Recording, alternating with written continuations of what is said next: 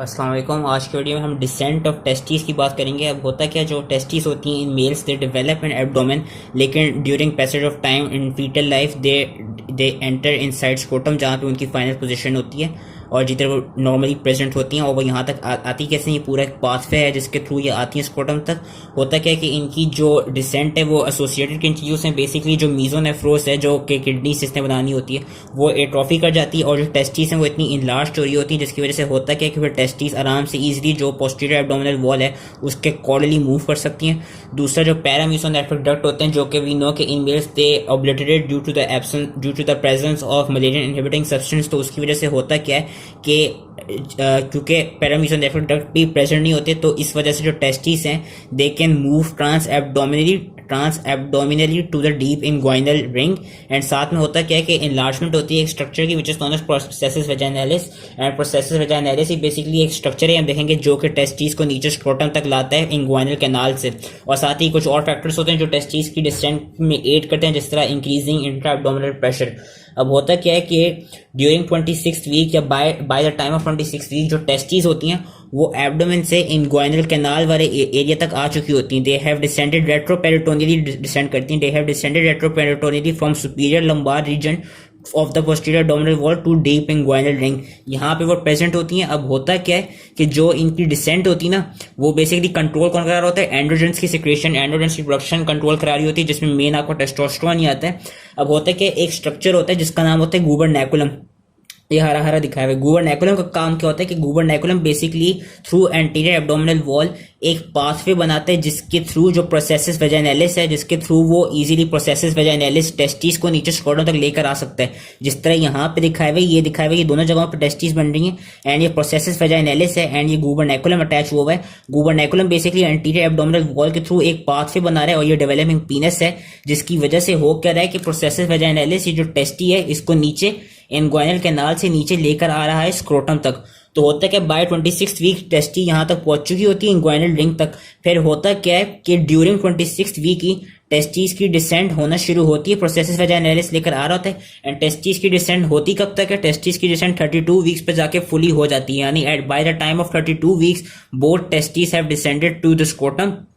And यही main चीज थी, क्या कहते हैं, यही एक तरफ से टेस्टिस की डिसेंट थी। बस आपने याद रखना है कि जो इनलार्जमेंट होती है टेस्टिस की और जो एट्रोफी हो जाती है मेसोनेफ्रिक डक्ट, इसकी वजह से they aid in descent of testis के जो टेस्टिस हैं वो इजीली पोस्टीरियर एब्डोमिनल वॉल से कॉर्डली ट्रांसफर हो सकती हैं। बाकी जो पैरामीसोनेफ्रिक डक्ट है उसकी एट्रोफी की वजह से जो टेस्टिस हैं they can move trans एब्डोमिनली to the deep inguinal ring. And processus vaginalis basically testis को नीचे स्क्रोटम तक लेकर आता है। एंड होता है कि जब टेस्टिस या डीप इंग्वाइनल रिंग तक पहुंच चुकी होती है, एक तो प्रोसेसिव वेजाइनालिस को नीचे लेकर जाते हैं, दूसरा इंट्रा एब्डोमिनल प्रेशर इंक्रीज होता है, जिसकी वजह से भी टेस्टिस नीचे को डिसेंड हो जाती है। इंट्रा एब्डोमिनल प्रेशर इंक्रीज क्यों होता है, क्योंकि यहाँ पे ऑर्गन्स की डेवलपमेंट हो रही होती है, ऑर्गन्स की ग्रोथ की वजह से इंट्रा एब्डोमिनल प्रेशर इंक्रीज हो जाता है। तो ये यहाँ पे उन्होंने इस तरह करके दिखाया हुआ है, testis have fully descended to their final position, जो कि स्क्रोटम। अब यहाँ पे एक खास चीज, जो स्क्रोटम है उसके जो और जो टेस्टिस की जो आउटर लाइनिंग से जो कवरेंस है, उसका जो कुछ फेशिया है, जो मैंने अपनी मेल का जो मॉडल है उसमें भी दिखाया था, उसमें भी बताया था। अब ये इसका जो कुछ फेशिया है वो एब्डोमिनल फेशिया से किस तरह ड्राइव हो रहा है वो हम देख सकते हैं कि जो एक्सटर्नल ओब्लिक है, जो कि डार्क पर्पल से शो किया है, वी नो कि क्योंकि टेस्टिस की डेवलपमेंट एब्डोमेन में शुरू हुई और वो फिर स्क्रोटम में जाके खत्म हुई। तो जो स्क्रोटम में जो external spermatic fascia, we can see कि it is derived from external oblique muscle, ये अच्छा सा दिखाया हुआ है डार्क कलर से।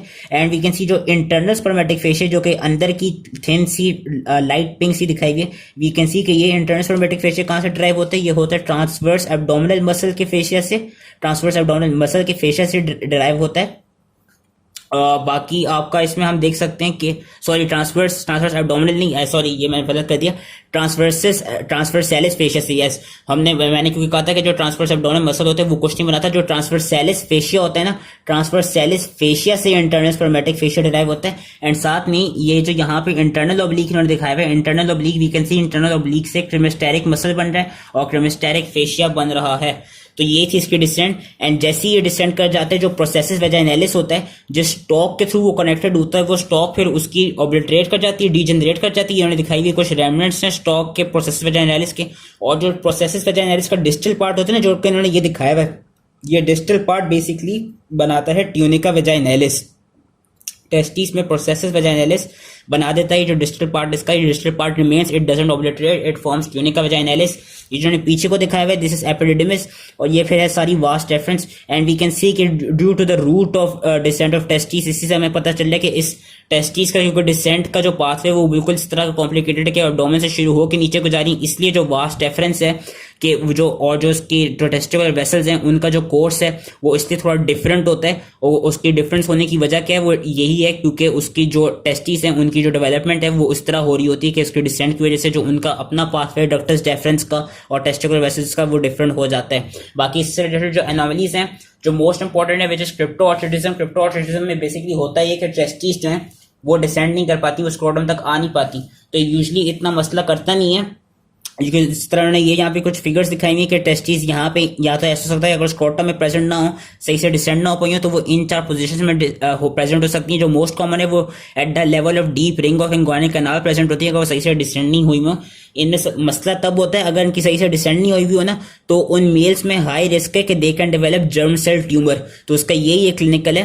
एंड बाकी फिर दूसरे क्लिनिकल में आ जाते हैं which is known as ectopic testis. Ectopic testis में बेसिकली होता है कि जो टेस्टिस हैं वो डेवलप ही डिफरेंट जगहों पे होती हैं। एंड इसकी रीजनिंग क्यों होती है, सॉरी जो उसकी क्रिप्टोऑर्थोडिज्म है, क्रिप्टोऑर्थोडिज्म की रीजनिंग ये होती है कि जो टेस्टोस्टेरोन है उसने अपने सही से फंक्शंस किए नहीं होती है, उसका जो एक्टिविटी है वो सही होती नहीं, इसकी वजह से डिसेंट सही से हो नहीं पाती। क्योंकि वी सॉ कि जो डिसेंट ऑफ टेस्टिस है मैंने कहा था कि it is controlled by the levels of androgen and bye there activity, तो अगर सही से एंड्रोजन प्रेजेंट नहीं होंगे तो जो डिसेंट है सही से वो हो नहीं पाएगी। बाकी एक्टोपिक टेस्टिस पे आ जाते हैं। एक्टोपिक टेस्टिस बेसिकली नाम से पता चल रहा है अगर वो जगह है जहां पे टेस्टिस एबनॉर्मली प्रेजेंट होती हैं, उसमें जो मोस्ट कॉमन है वो है interstitial ectopic testis. Interstitial ectopic testis कहां प्रेजेंट होती है, यहाँ पे प्रेजेंट होती है, जो कि है external to the fascia of external oblique muscle. जो सबसे कॉमन है वो है interstitial which is external to the aponeurosis of external oblique muscle. उसके अलावा एक्टोपिक टेस्टिस आपका proximal part of middle thigh में प्रेजेंट हो सकती हैं, डोर्सल टू पीनस भी प्रेजेंट हो सकती हैं, या ऑपोजिट साइड पे भी हो सकती हैं, जो कि इन्होंने डिफरेंट फिगर्स के थ्रू यहाँ पे दिखाई हुई है कि इन डिफरेंट साइड्स पे टेस्टिस प्रेजेंट हो सकती हैं। उसके अलावा हम कुछ और एनोमलीज में आ जाते हैं जिसमें आपका आता है congenital inguinal hernia. Congenital inguinal hernia is important because मैंने कहा था कि जो प्रोसेस वेजाइनालिस का स्टॉक है वो ऑब्लिटरेट कर जाता है, लेकिन लेट सपोज अगर वो ऑब्लिटरेट नहीं हुआ तो होगा क्या, अगर तो वो ऑब्लिटरेट नहीं कर सका तो उसके पास से या उसके अंदर से कुछ इंटेस्टाइनल ल्यूब्स आके हर्निएट कर देंगे। एंड वो जब इस तरह के हर्निएट कर रहे होंगे, क्योंकि इन्होंने दिखाया है कि अनऑब्लिटरेट प्रोसेस वेजाइनालिस सही से ऑब्लिटरेट हुआ नहीं, जिसकी वजह से जो इंटेस्टाइन के लूप्स हैं वो इसके अंदर आ गए और वो अंदर को जाकर स्क्रोटम में चले जाते हैं। या in the case of females ये कहते हैं बहुत रेयर होता है कि फीमेल्स में इंग्वाइनल हर्निया, पर वो फीमेल्स में क्या कहते हैं क्योंकि टेस्टिस तो नहीं होती, लेकिन फीमेल्स में वैसे भी अगर जो प्रोसेस वेजाइनालिस होता है वहां पे वो लेबिया मेजोरा के लेवल पे इंटेस्टाइनल लूप्स जा सकते हैं, पर it is very rare in females. Males में यूजुअली होता है कि स्क्रोटम के लेवल पे इंटेस्टाइनल लूप्स चले जाते हैं, जिसको हम कहते हैं कॉन्जेनिटल इंग्वाइनल हर्निया।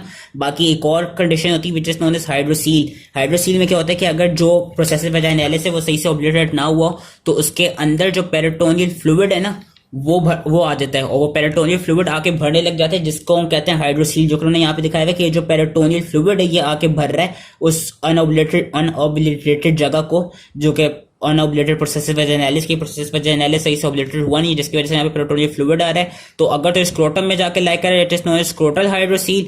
अगर तो ऐसा हो कि क्या कहते हैं जो दो साइड्स हैं वहां से तो प्रोसेस वेजाइनालिस सही से ऑब्लिटरेट कर जाए जिस तरह यहाँ पे दिखाया हुआ है, लेकिन बीच से ना कर सके, तो इस कंडीशन को हम कहेंगे हाइड्रोसील ऑफ स्पर्मेटिक कॉर्ड, जो कि इन्होंने यहाँ पे दिखाई हुई है। तो that was it related to development of descent of testis and their clinicals. I hope easily समझ में आ गया एंड थैंक यू।